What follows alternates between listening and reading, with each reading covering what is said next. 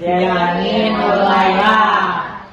Jadi di sini di kesempatan kali ini saya akan melanjutkan pembahasan yang telah dibahas oleh Teteh tadi, Teh Raisa, mengenai reproduksi. Namun di sini yang akan saya bawakan yaitu cara menjaga kesehatan reproduksi.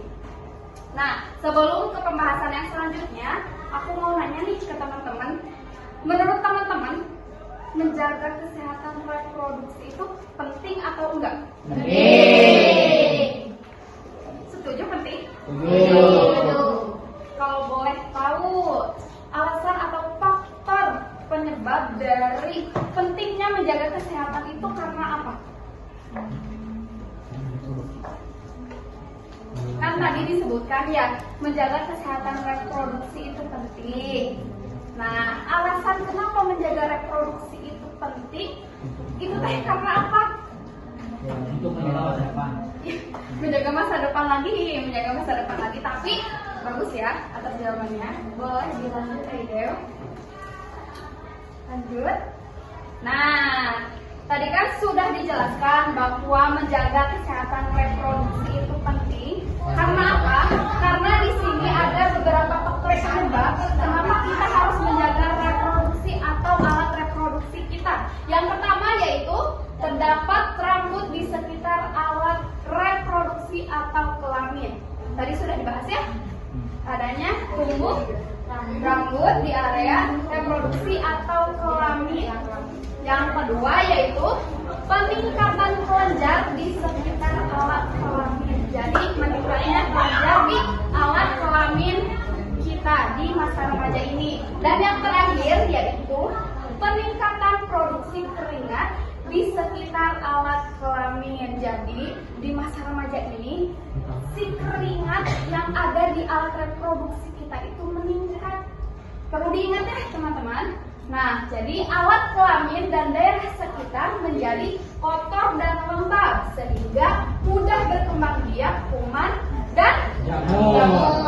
Nah, dengan demikian dapat disimpulkan oleh kita semua kenapa penting sekali menjaga reproduksi itu. Karena apa? Karena kita menghindari atau mengantisipasi adanya jamur ataupun kuman di area kelamin.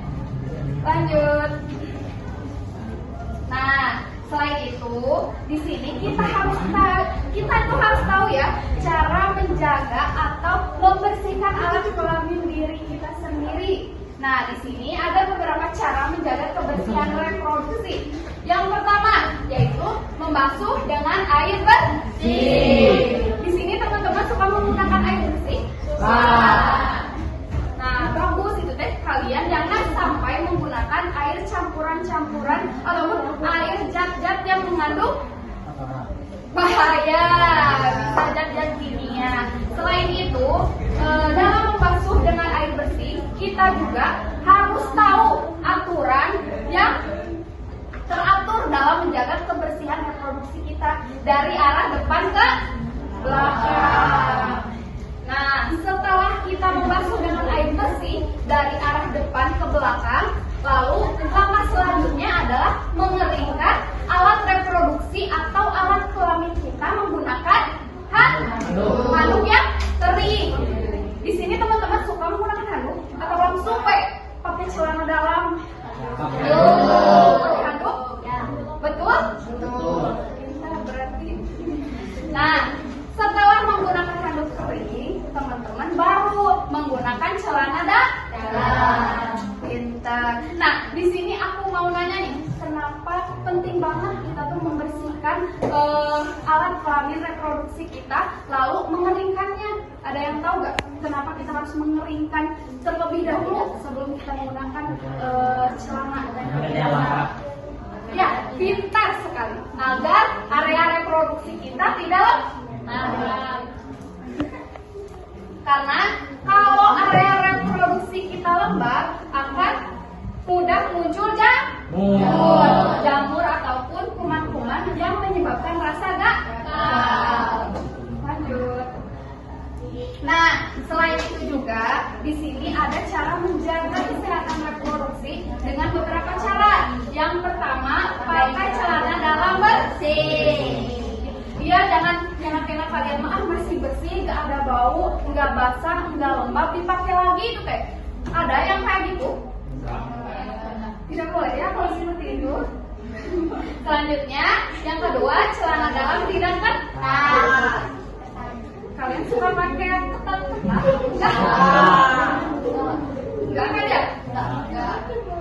Jangan kena kalian teh. Ini mah masih muat, dipakai aja. Nah itu teh nggak boleh ya, soalnya nggak baik sama alat reproduksi atau alat kelamin diri kita. Selanjutnya yaitu ganti 2 kali sehari. Teman-teman suka mengganti 2 kali sehari? Suka. Ada yang 1 minggu sekali? Nggak boleh ya itu mah namanya apa? Jorok. Cuma namanya jorok. Suka kan ganti 2 kali sehari? Suka. Ih, kamu kan suka ganti 2 kali sehari? Ya suka. 2 kali sehari mengganti pakaian dalam, celana dalam 2 kali sehari. Bagus. Nah, selain itu dalam menjaga kesehatan reproduksi kita ada beberapa cara di berikut ini ya. Yang pertama yaitu pola hidup sehat. Nah, arti pola hidup sehat di sini itu kalian mengonsumsi makanan bergizi seimbang. Ya, makanan bergizi seimbang itu kayak apa sih? Sayuran, tadi kalian sarapan menggunakan makan apa? Nasi ya, nasi mengandung apa nasi? Karbohidrat. Terus bisa menggunakan tempe. Jangan lupa ya, selain itu kalian harus minum air, Bu. Lanjut, yang kedua yaitu ada cara menggunakan cara olahraga teratur. Di sini teman-teman jangan mengacu ke mata pelajaran olahraga yang ada di sekolah saja ya. Kalian bisa mengimplementasikannya di rumah seperti di kehidupan keluarga ataupun di kehidupan masyarakat. Nah, cara implementasinya itu bukan yang olahraga bener-bener gini kan, bukan yang lari atau apa, tapi kalian bisa mengimplementasikannya dengan cara beres-beres rumah, terus ngepel, nyapu yang kayak gitu. Soalnya itu merupakan aktivitas fisik.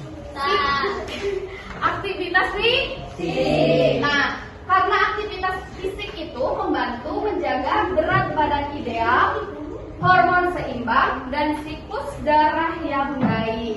Selanjutnya yaitu cara menjaga kesehatan reproduksi kita adalah istirahat yang cukup. Tidur 7-8 jam per hari. Jangan sampai begadang ya teman-teman. Tadi malam kalian tidur jam berapa? 9. 12. Tidak boleh ya. Tidak boleh begadang-begadang. Karena apa? Karena mengingat kalian itu memiliki tanggung jawab sebagai pelajar, di mana pelajar di hari besoknya itu pasti akan ke sekolah untuk belajar. Jadi kira gue kalian teh ke sekolah masih nggak semangat terus ngantuk, itu tuh tidak boleh ya.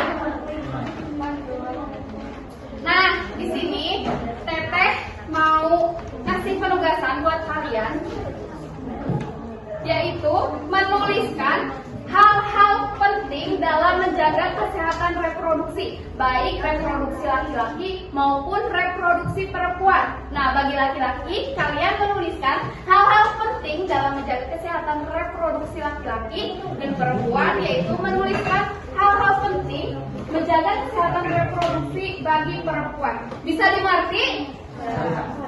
Oke, dimulai dari sekarang ya. Aku kasih waktu selama 7 menit.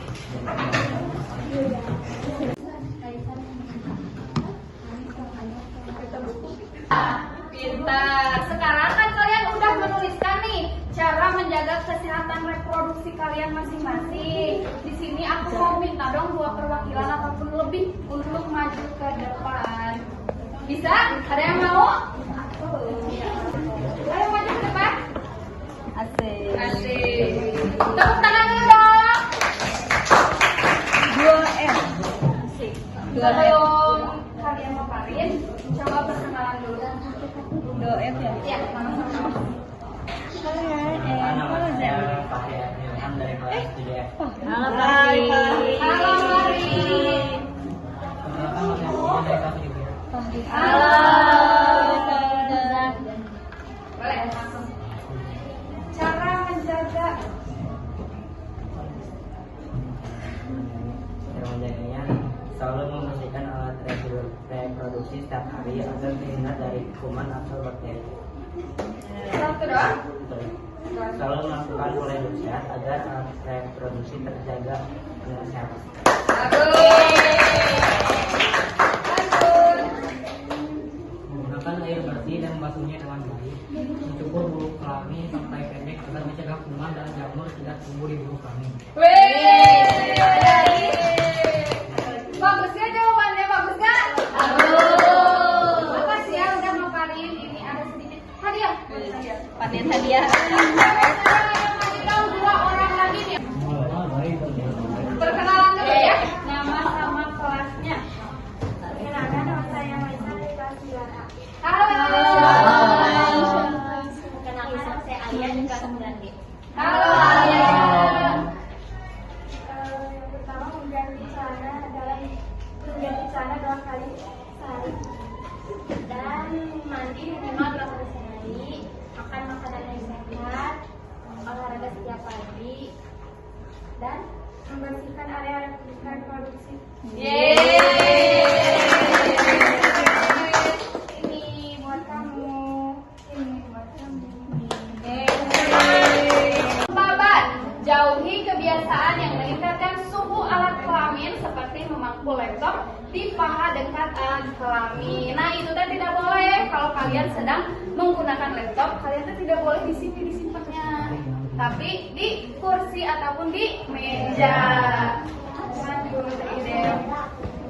Nah, selanjutnya ada hal-hal penting dalam menjaga kesehatan reproduksi perempuan. Nah, dalam hal-hal penting ini, saya itu meng-highlight tentang menstruasi ataupun haid. Jadi di sini saya akan memberikan cara dalam menjaga kebersihan saat menstruasi. Yang pertama yaitu gunakan pembalut bersih dan ganti secara teratur 2-3 kali dalam sehari atau setiap setelah buang air kecil atau bila pembalut telah penuh darah atau saat mandi. Di sini teman-teman suka menggunakan cara ini 2-3 kali.